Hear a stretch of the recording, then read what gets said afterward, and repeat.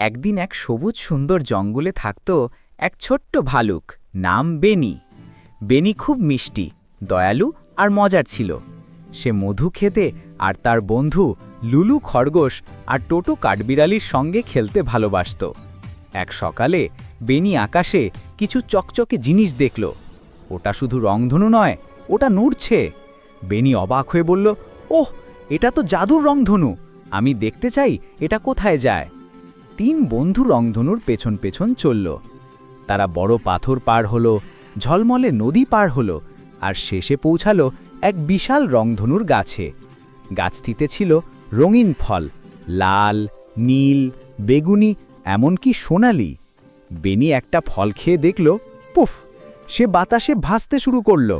লুলু নীল ফল খেয়ে অনেক উঁচুতে লাফ দিল, আর টোটো বেগুনি ফল খেয়ে বাতাসের চেয়ে দ্রুত দৌড়াতে লাগল। তারা হাসল, খেলল, মজা করল সারাদিন। কিন্তু হঠাৎ রংধনুটা ফিকে হতে লাগল। তখন আকাশ থেকে এক কোমল কণ্ঠ বলল, ছোট্ট বন্ধুরা, আসল জাদু লুকিয়ে আছে ভালোবাসা আর ভাগাভাগি করার মধ্যে। বেনি হাসল। সে শেষ সোনালি ফলটা দুই বন্ধুর সঙ্গে ভাগ করে খেল। হঠাৎ রংধনু আবার উজ্জ্বল হয়ে উঠল, আর তাদের পায়ে এক ঝলমলে আলো জ্বলে উঠল। সেদিন থেকে বেনি আর তার বন্ধুরা একটাই কথা মনে রাখল, আনন্দ বাড়ে যখন তুমি তা ভাগ করে নাও।